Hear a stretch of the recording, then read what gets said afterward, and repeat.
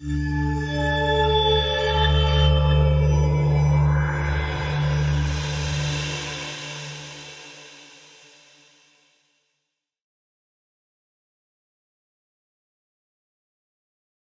the bug bit, but I have lived, eaten, breathed hypnosis since 1975. In reality. And so now I'm Veronica. I did all the trainings. I studied Ericksonian hypnosis with the late, great Derek Balmer, my mentor. He died in 2000. I studied Be Set Free Fast with Larry Nims in California. I studied mirroring hands with Richard Hill. I did Tad James's timeline therapy, but hypnosis was my specialty. In fact, as an Ericksonian hypnotist primarily, this is a brick from Milton Erickson's house in Phoenix, Arizona. It's Wow. so when people say they're obsessed with hypnosis, I say, no, I'm obsessed with I hypnosis. love Ericksonian style as well. It's wonderful. So I've been doing it. We built Mike Mandel Hypnosis Academy 12 years ago, Chris Thompson and I. Yeah. And we teach 5-day architecture of hypnosis intensives in Toronto twice a year, May and November. But the rest of our students are online. Therapy with it. Then began doing the trainings. And when Chris Thompson and I created Mike Mandel Hypnosis Academy in the Ericksonian purple in this particular shirt, we began seeing people come from around the world to train with us. And what our specialty is we create excellent general practitioners. And if they then want to go on and specialize, that's fine. But we had psychiatrists come to train with us from Singapore and France and Western Canada and Australia. And when psychiatrists come and up their game by learning the techniques, you're doing something that's getting people's attention. So my thing was I stopped doing therapy in 2000. We lost our space. I did a lot of self-therapy. I think every therapist has the job and the responsibility of doing the self-work, and it never stops. We keep working till eternity, and to be the best person we can be, the most loving, careful. I'm not there yet, but to keep doing the self-work so we become an empty vessel to help other people. And so I stopped doing therapy in 2000. That's when Derek Balmer died.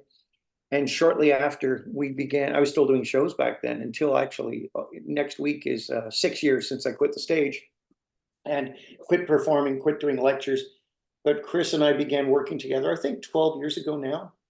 We've done 250 brain software podcasts and created hundreds and hundreds of videos.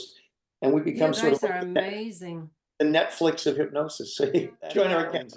Listen, Mike, as you started talking about stage hypnosis, that's kind of like your life started with hypnosis. Yeah. Yeah. So what, like, you were much younger then, and you didn't have that much experience. What's your opinion now on the using hypnosis in entertainment business? It's excellent. Sales, television. Yeah, it's great because it's happening anyway. It's happening every time we turn on the television, and it's happening every time we watch an advertisement. It's hypnosis is everywhere.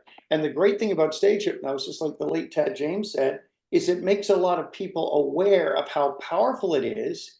People who need therapy, and it's an amazing method for therapy. I mean, some people abuse it. Some people do so-called X-rated hypnosis shows, which are more about alcohol and young audiences than anything else. So my cat just freaked out, said thundered right outside my window. Sorry, buddy, I'm here. I have my Egyptian Mao cat sitting behind me here, and he just. Oh.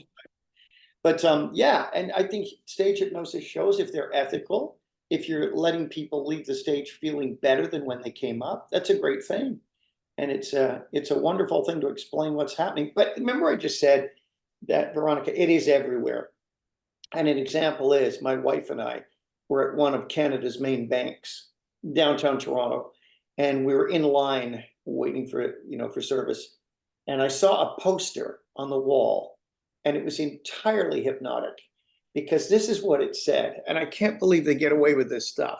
It said, let me get the exact wording for you.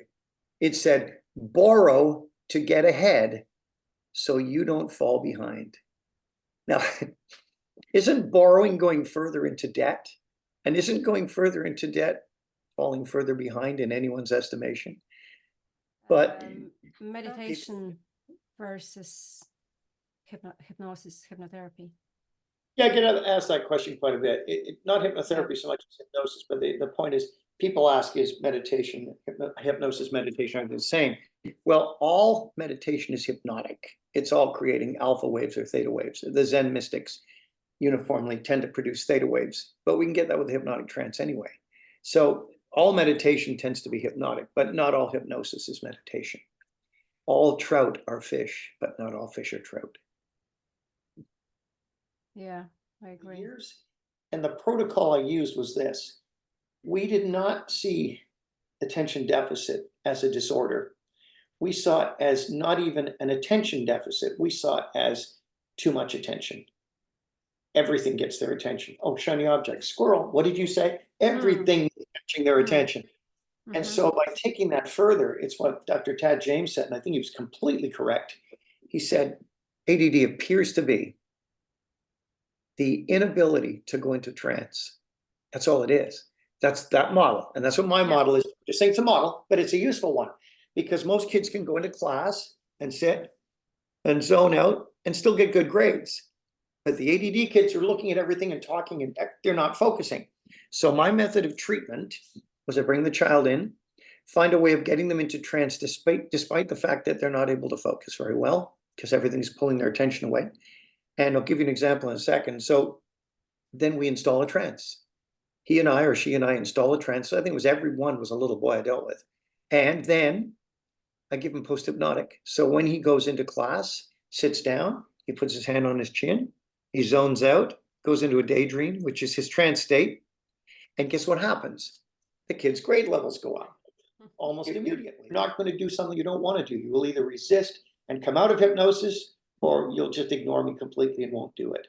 You know, no one can make you violate your moral code under hypnosis. No one can make you reveal things you don't want to talk about. This idea, what will you tell me? It's funny because many years ago, I was in Kingston, Ontario. I used to do a lot of, you know, I did nearly 5,000 hypnosis shows around the world, 3 continents. And when I was near the Toronto area, Kingston is about 3 hours east of Toronto. There was a nice big bar there called Stages I used to work at and get a packed house. And I was going to the front door, and these 2 guys came over. They looked like bikers, scary guys. Mike Mandel? I went, yes. They said, can we talk to you for a minute? I went, okay.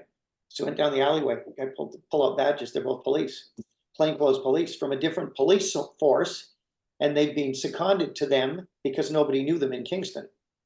And they said, there's a guy here we're following. He's come to your show tonight. We have reason to believe he's, you know, done whatever crime. It was a murder, actually, because that was one of the 3. And I said, yeah. And they said, he's the kind of person that's a very good chance he'll volunteer. If he does, are you able to hypnotize him, bring him backstage afterwards, re-hypnotize him so we can interview him and find out if he did the crime? I said, no, absolutely not. First of all, it's completely unethical to bring him backstage and attempt to do something. Secondly, he wouldn't do it. He's not going to reveal anything. People lie under hypnosis just as readily as they lie any other time. We keep our protective mechanisms in place. So if people want to reach out to you for studies, for learning hypnotherapy? Yes, we have a wonderful training and online. Who should do it? Who should Everybody, do it? everybody. Hypnosis is a life skill. So like I said, in our class, we've had doctors, psychiatrists, psychologists, dentists, but we've had people who clean swimming pools for a living, and musicians, and house husbands and housewives, and anybody who wants to learn these remarkable communication skills. Mike Mandel, hypnosis.com, and Mandel is Mandel, 1 L only. And we do a free trial right now. People can test drive our academy, absolutely free. We don't even want your credit card, nothing. And you can see the hundreds of videos. And what makes us different is we have practice rooms that are open 24 hours a day. And we also have trainings we have brought in from our colleagues, Melissa Tiers, Freddie and Anthony Jacqueline, James Tripp, David Snyder, Michael C. Anthony. These people come in and do guest trainings for us. And we have material in our academy from them as well.